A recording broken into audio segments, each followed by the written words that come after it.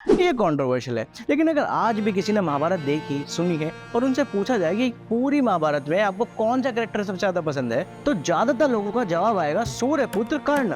उससे बेहतर ना तो योद्धा है, ना ही उससे बेहतर मित्र है, और जिस एंगल से आज तक शो किया जाता है, सिंपैथी भी सबसे ज्यादा कर्ण को ही मिलती है। लेकिन अगर मूल महाभारत का अध्ययन किया जाए तो पता चले कि कर्ण एक असुरी प्रवृत्ति का जीव था। वह मक्कार, धोखेबाज और स्त्रीभोगी था। लेकिन ऐसा क्यों? तो इसका जवाब है कर्ण के पिछले जन्म के कर्म। तो ऐसे क्या कर्म करे थे कर्ण ने कि वह असुरी प्रवृत्ति का था? और कृष्ण और अर्जुन से भी कर्ण का नाता कोई एक जन्म का नहीं, पिछले जन्म का था। तो अब सारा माजरा क्या है, जानने के लिए कथा आरंभ करते हैं। हरे कृष्णा, आपका स्वागत है सनातन स्क्वायर पर। उत्तराखंड को देवभूमि कहा जाता है क्योंकि नारद मुनि, सप्तऋषि और मुनियों ने इसी स्थान को तपस्या के लिए चुना। और जब ऋषि मुनि तपस्या करते हैं तो असुरों को अच्छा नहीं लगता। उन दिनों एक दंबोद भवा नाम का असुर था। उसने तपस्या कर सूर्यदेव को प्रसन्न कर दिया। सूर्यदेव ने कहा जो चाहिए मांगो। पहले तो असुर बोला मेरे को आप अमर कर दो। सूर्यदेव ने रिक्वेस्ट रिजेक्ट कर दी, बोले ये तो नहीं हो पाएगा, कुछ और मांगो। तो बोला ऐसा करिए, मेरे शरीर पर 1000 कवच पहना दीजिए और कवच ऐसे हो कि कोई तोड़ ना सके। सूर्यदेव ने कहा कवच तो मिल जाएंगे लेकिन टूटने की गारंटी नहीं है।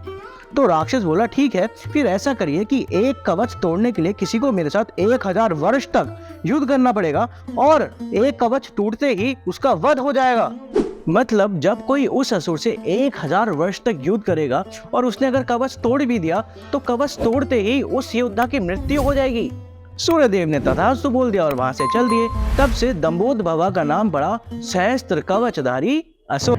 अमर होने के बाद उत्तराखंड में वह असुर सबको परेशान करने लगा। साधुओं की साधना, ऋषि मुनियों की अग्नि और भक्तों की भक्ति सब बंद करा दिया और वह ऋषि मुनियों का विनाश करता चला गया। नरसंहार में उसने गांव के गांव खत्म कर दिए, सब जलाकर राख कर दिया। सारे ऋषि मुनि त्राहिमाम कर उठे। सब गए ब्रह्मा जी के पास और ब्रह्मा जी सबको लेके गए अजीत भगवान विष्णु के पास।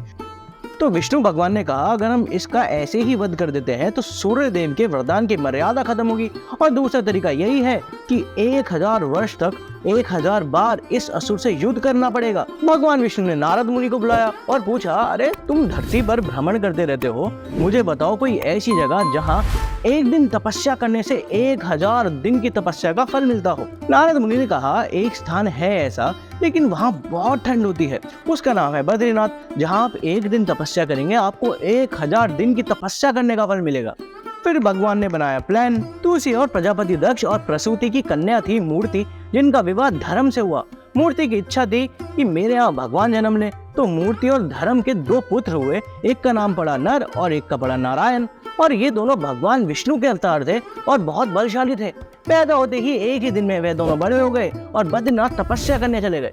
वहाँ एक दिन तपस्या करने से उन्हें 1000 वर्ष की तपस्या का फल मिला। फिर सहस्त्र कवचधारी असुर से युद्ध की शुरुआत हुई। पहले नारायण लड़ते और उनके लिए तप करते नर, जिस तप के बल से वह असुर का कवच तोड़ते। और फिर 1000 साल बाद नर लड़ते और उनके लिए तप करते नारायण, और फिर नारायण उस तप के बल से असुर का कवच तोड़ते।